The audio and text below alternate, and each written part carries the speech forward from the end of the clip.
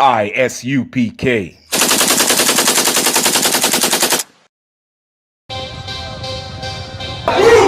want no cowards in our camp, in our camp. Holy men, prepare to die. We want no cowards in our camp, in our camp. Never let their colors fly. We want no cowards in our camp, in our camp. Holy men, prepare to die.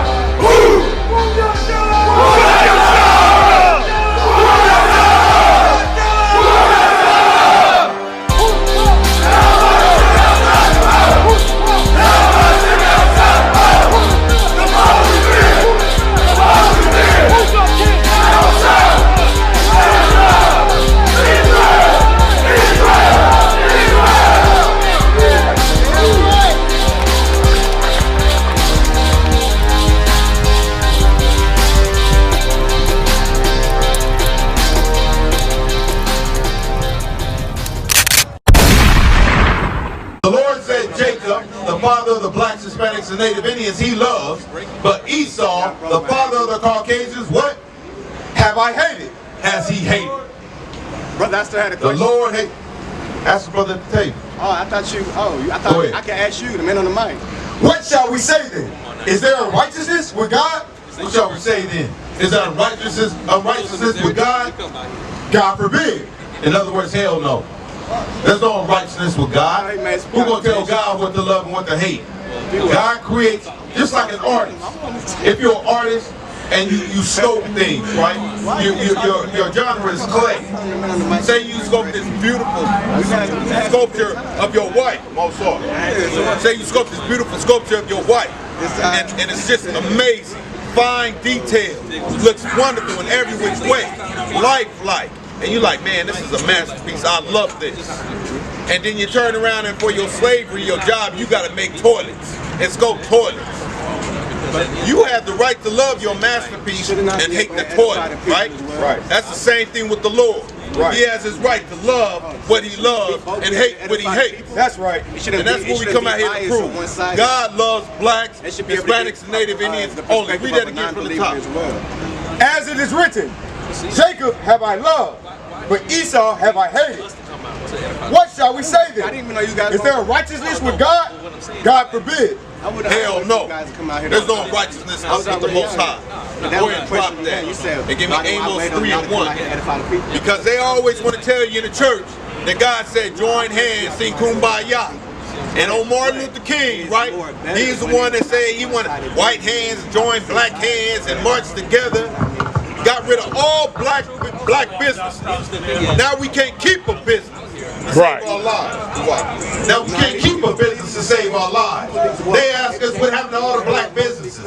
Like the priest brought out earlier, who was up here, said why the heathens be laughing at us because we can't keep a business going. We can't get a business going. That's because you need to thank Martin Luther King.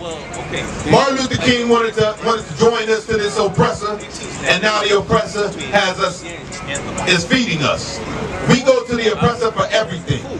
Food, water, shelter, WIC, EBT, housing. We go to the oppressor for everything. We cannot rely on each other anymore. And that was all by design. And Martin Luther King led us into that. You know what I'm saying? Well, I'm going to show you today, again, that the Lord has a chosen people, and we're going to show you that the Lord didn't say join hands with everybody. Go ahead. The book of Amos, chapter 3 and verse 1. Hear this word that the Lord has spoken against you, O children of Israel. Hear this word that the Lord has spoken against you, O children of Israel. This is for the 12 tribes of Israel. Go ahead. Against the whole family which I brought up from the land of Egypt, saying, you only have I known of all the families. I thought God loves everybody. It's telling me right here that the Lord has only known Israel. He has only known the nations on this side, the nation on this side, the 12 tribes of Israel. The Lord said he has only known Israel. He didn't say he knew everybody. Hey, we're going to get from the top. The book of Amos, chapter 3, verse 1. Hear this word that the Lord has spoken against you, O children of Israel, against the whole family which I brought up from the land of Egypt, saying, You only have I known of all the families of the earth. So that puts a bunch of holes in the Christian doctrine. Right. In that Christian church doctrine. What the pastor tells you. And have a mixed congregation talking about God loves everybody. You know what? What gets me? The Christian church is racist as well. On both sides. Now our people here are racist and we think of what happened to us in slavery. We think about how the Caucasian is doing our people. That's what we think when we hear racism. We don't think of a righteous rulership. We don't think of them being in slavery under righteousness. And that's how we're going to have these other nations in slavery. Keep going. You only have I known of all the families of the earth. Therefore I will punish you for all your iniquities. The Lord said only. He's going to punish the blacks, Hispanics, and Native Indians, the children of Israel, for our iniquities. For us not keeping His laws. He's going to punish us only. You wonder why we on the bottom? Why we struggling every time? Why we dependent upon the Caucasian for everything? Why the Asians are opening up rat shops in our restaurant, in our neighborhoods, thinking we eating chicken, but it's some kind of rodent? You wonder why? You wonder why the Arabs are selling us and selling cigarettes to our young women, to our daughters, and pimping our daughters out?